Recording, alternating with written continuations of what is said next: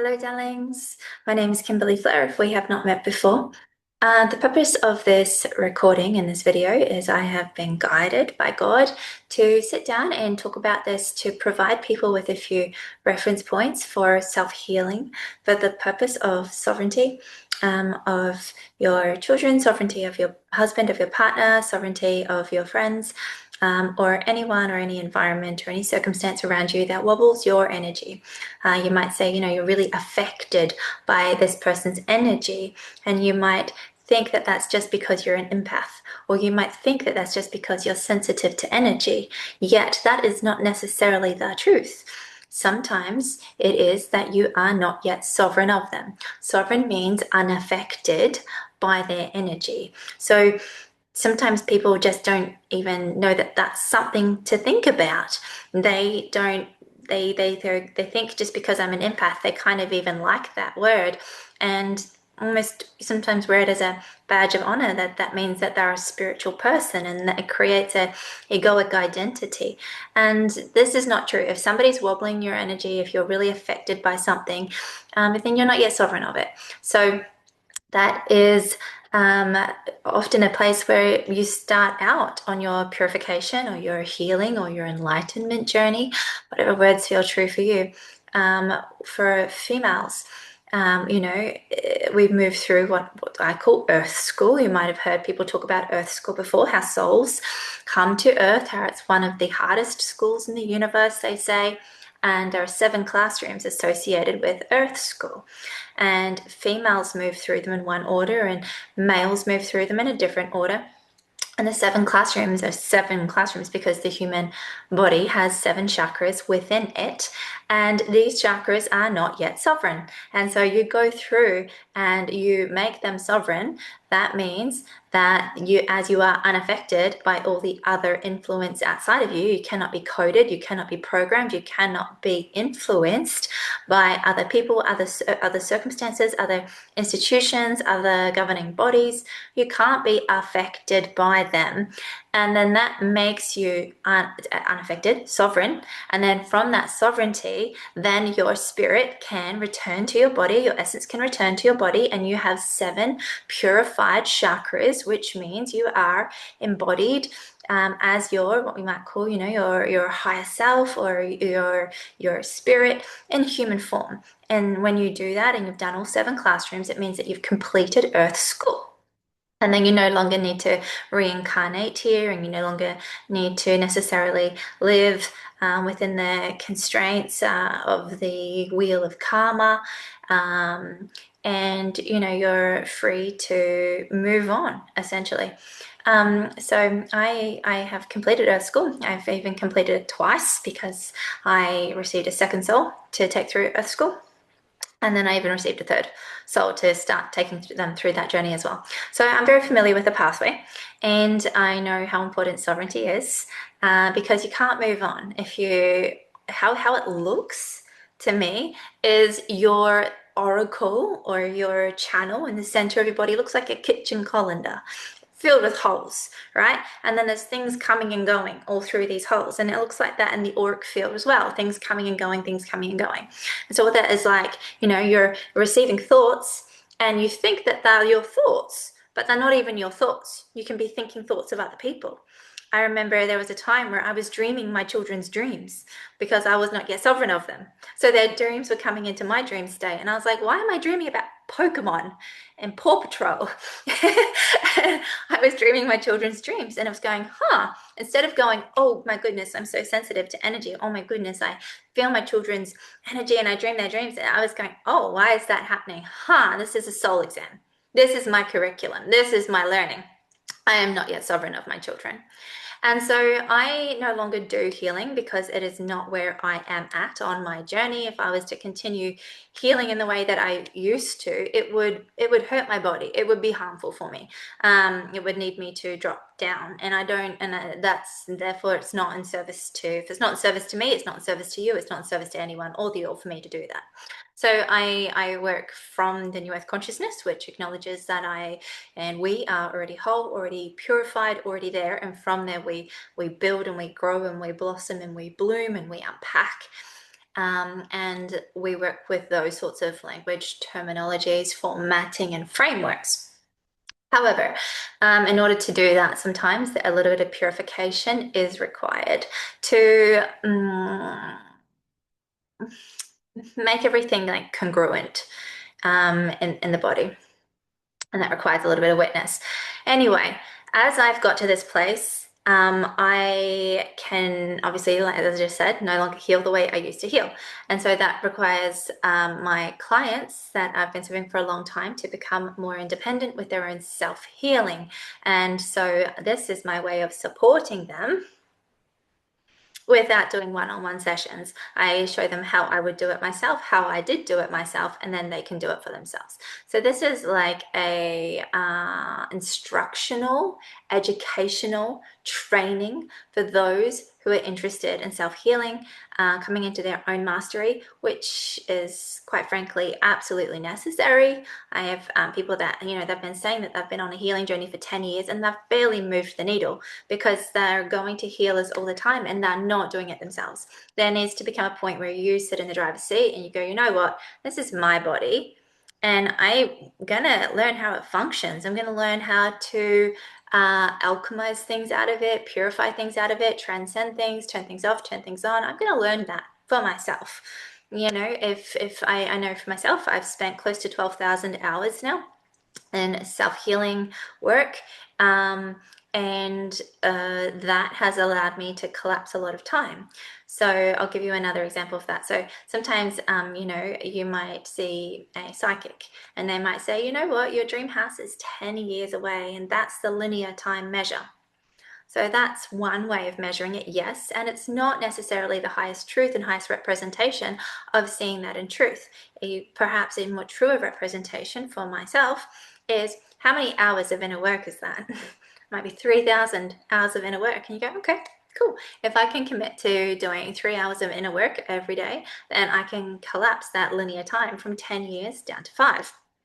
And I can work out those ways. And there are ways that you can do it faster, and there's rapid purification processes. However, they're extremely uncomfortable.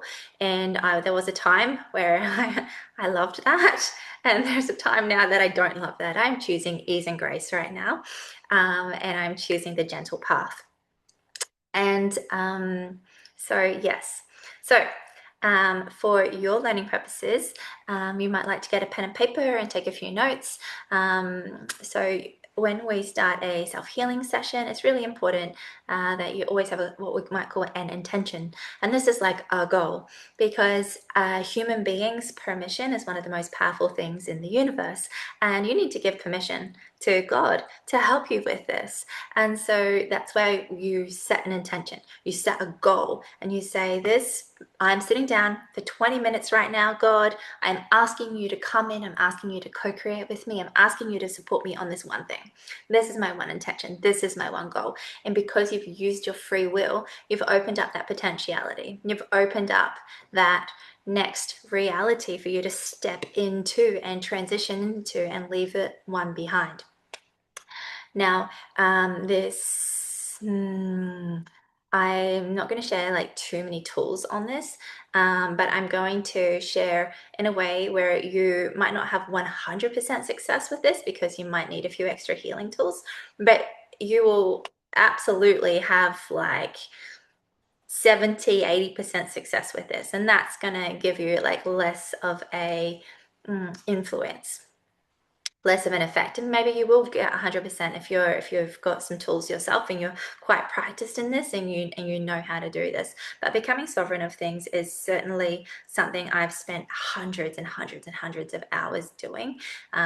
It's a lot of work, but this way that I'm about to share with you now is just a basic way for you to become quite largely sovereign easily. Okay, so I'm making this for absolute beginners. And then if you're a bit more advanced with this and you've got lots more practice, then you go ahead and you continue to work with that. Okay, so the first thing that I would recommend you do is take a moment to really tune in to your channel as you use your breath and as you use your posture with the intention of coming into your channel. What you're doing is your body, your biology and your energy body, they start going through an adjustment. They start going through a shift in operation and bandwidth receptivity, like the antennas that you have to receive higher consciousness and purify truth, they start to come online because you are the commander of your body. And so just by simply giving permission and setting the intention to come into channel, it will start happening. And if you've never done it before, it can feel like it's not happening. Trust that it is. And when you have been doing it for quite a while, you feel it straight away. I know when I do it, I can feel I can feel the light dropping in, and it makes me shiver and shake. And then sometimes I need to burp, and that clears things out. And then spirit comes in, and I shake and shiver, and it comes down. And I do all sorts of wobbly things like that because I feel it happening. But at the start, when I first started practicing, I felt nothing. I just needed to trust and know that it was happening, and it was. So you would take a moment, step one, is you would get into channel. So you would just breathe, dropping in, and you can do this now, listening to your breath. And what I mean by that is not listening to the sound of your breath. What I mean by that is listening to the leadership, intelligence, and the coding within your breath that is telling you and communicating with you right now how your breath needs to be in order for your channel to open, in order for your chakras to come into alignment. Because there is intelligence and like leadership in your breath that is telling you that right now. All you need to do is listen and trust.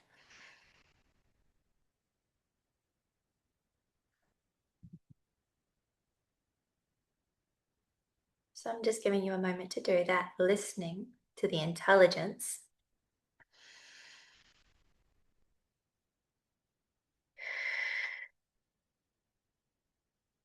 of the breath, and then feeling how it's having an effect on your body. Feeling how your body might want to start making some adjustments.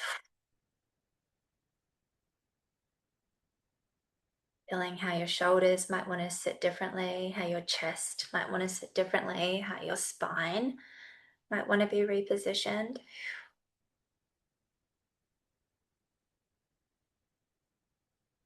Trusting your body. It knows how to do this. It's only your self-doubt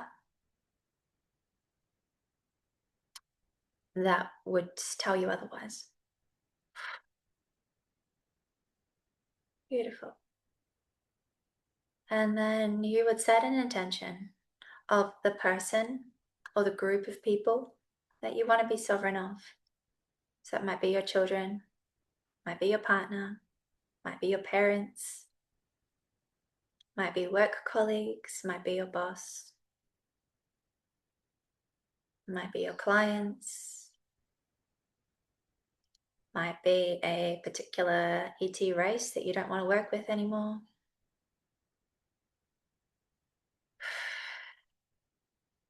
You would set your intention and you would ask God, Source Creator, through your I Am channel, be present with you, to support you. Miarukoria, Iarukoria, Iarukoria. Iarukoria, Iarukoria, Iarukoria. You would ask to be positioned in your I Am.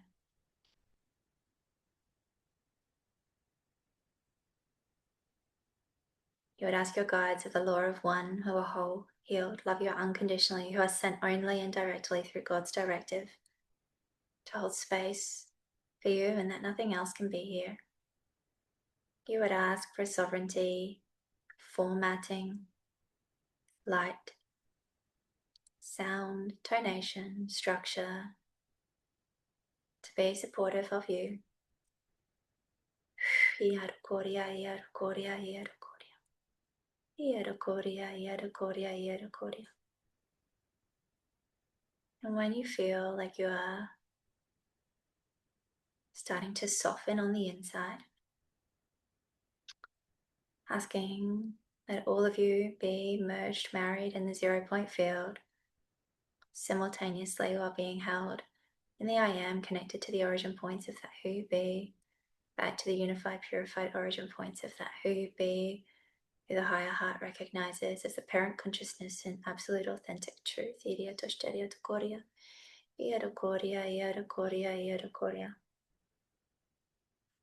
And in this place, you would ask, after setting your intention, how many sites in my field, meaning inside the body and outside the body in the auric space, am I not yet sovereign of this name? And then you would receive a number. You might like to write that number down.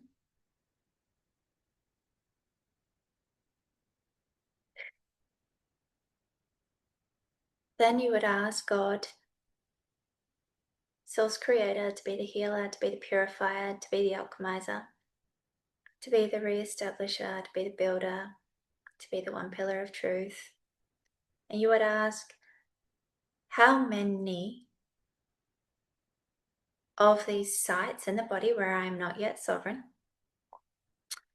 can I just hand over? Because you might not need to do all of them individually. You might be able to hand over a percentage of them. Can I just hand over? Can I just receive instantaneous healing, miraculous healing, instantaneously for how many of these sites? And then receive your number. And when you receive your number, hand those over to God's Source Creator, hand them up and ask them to be 0 pointed. It is your permission that is driving this, not me.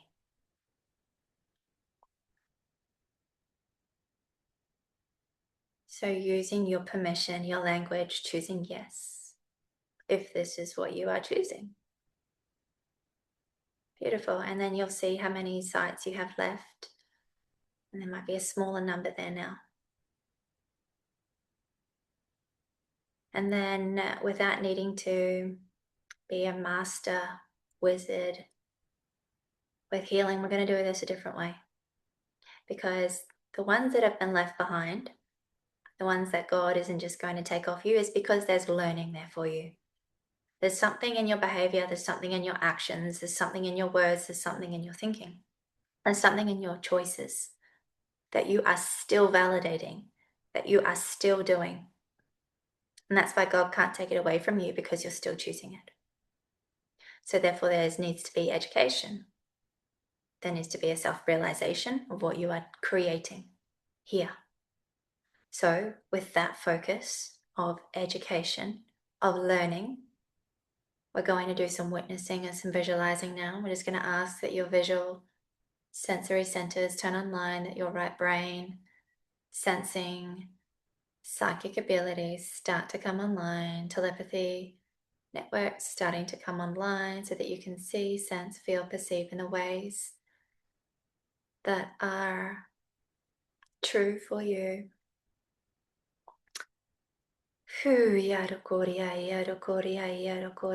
going to acknowledge that some of these behaviors and patterns are beyond this lifetime.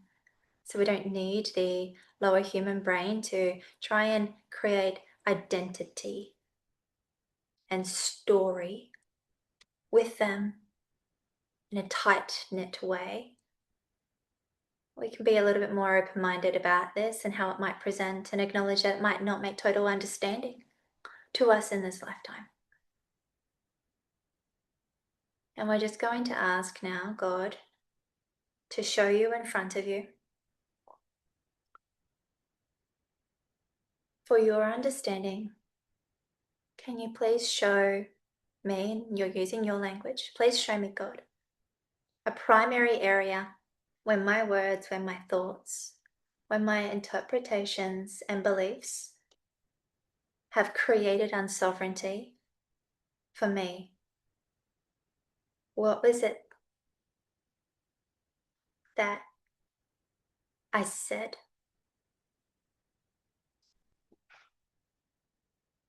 What was it that I thought? What was it that I believed? I'm just asking for a vision to be shown to you now, some kind of representation that is true for you. Sometimes they can be a little cryptic, can be helpful to visualize a silhouette of a woman or a man, whatever you are, and just to see it that way, so it hasn't got the identity of your face. And you can see their body language, and you can start to feel what their thought patterns might be. You can start to feel what their emotions are. Maybe there's some conditioning there that they were told that they had to be so helpful to everybody else that they had to give up their own sacred heart's desires, their own path to be helpful for other people. Maybe that sacrifice created unsovereignty.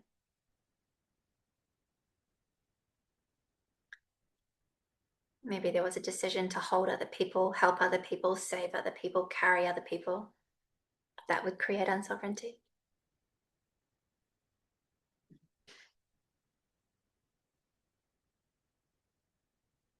When we are in the carer or the savior, we are essentially declaring at a higher level that there is something to worry about here. There is something, there is a threat here, there is danger here. And so you are simultaneously creating that for yourself and the other person. And that can be a little bit of a painful realization when you arrive at it.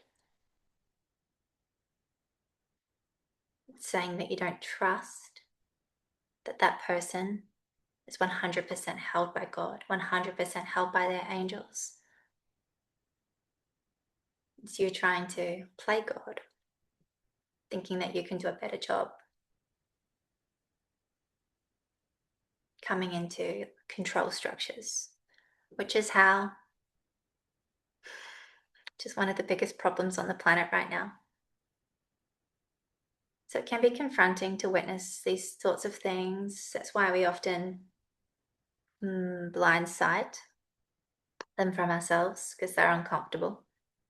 But allowing yourself to witness these visual now, there might be, and if you've received one, just acknowledging the learning that's here, and then just making a declaration to God that you're no longer choosing to do this. You see now, you understand now, you see how it's harming you, you see how it's harming the other person. And you ask to clear this now through all layers, levels, dimensions of who you be, within, without, above and below, and in all directions. And this will start to eliminate some of those sites on the body.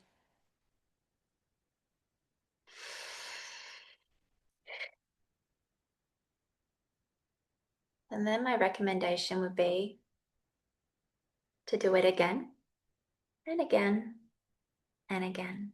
And I'm not going to walk you through that process, because you can just do it on your own, or if you need the support of the language, you can rewind and do that practice again. But it's just repetitive. You would just go through all the sites on the body and just say, can you show me? Show me where I'm not sovereign. Where am my behavior? Where am my language? Where are my beliefs? Am I leaving myself open? Where am I carrying other people? And then start witnessing it and going, oh, okay, thank you for showing me. I didn't realize that I was doing that. I didn't know. Now that I know, now that I'm educated, I am not choosing that anymore, because I see how it's hurting me. I see how it's hurting other people. And therefore, I can't, now that I've seen it, I can't unsee it. It doesn't feel true for me anymore. I'm no longer going to do that. And because I'm no longer going to do that, if there are any soul exams that I don't have to sit as a result now of this consciousness shift, of this learning, of this awakening, I ask that they please be audited, reassessed, cleansed, cleared, purified, handing them up, handing them over. And this will start to close out some of these sites on the body that are open. And this is something that I'm coming out of the meditation space now and I'm just speaking. And this is something that women do very, very, very early on in their spiritual awakening. As a collective consciousness, we've chosen to do this sort of stuff way back in classroom too.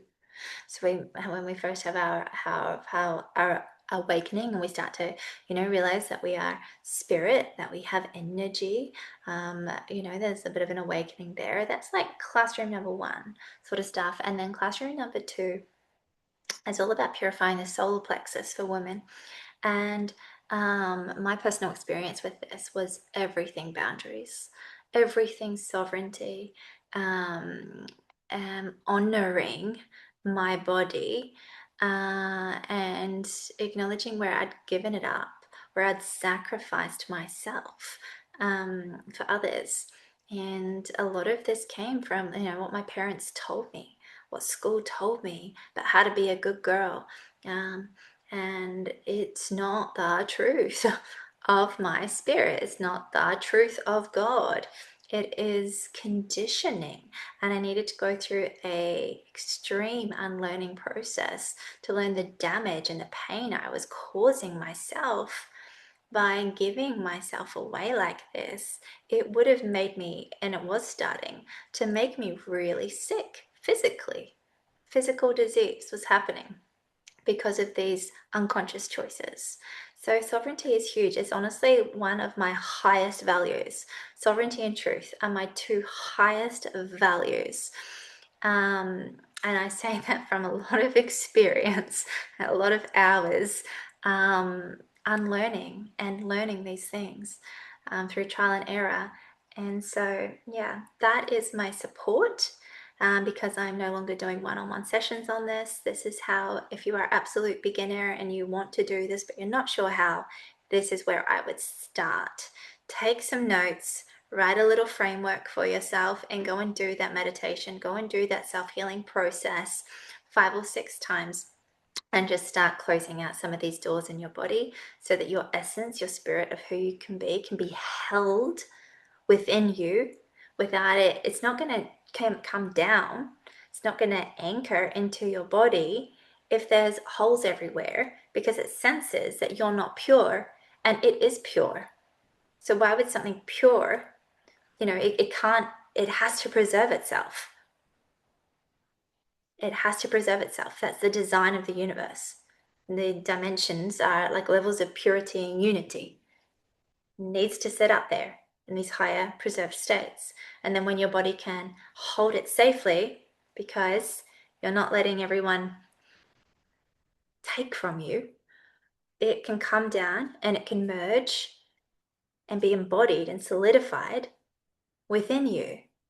And when you have a lot of your spirit, your true self in your body, that's when have a really strong idea who you are, why you're here, what your talents are, what you're here to do, what your genius is, how you be. You come to know these things because you've got enough puzzle pieces to make sense of it. Okay, my loves, I hope that helps. Let me know if it does. Have a beautiful day.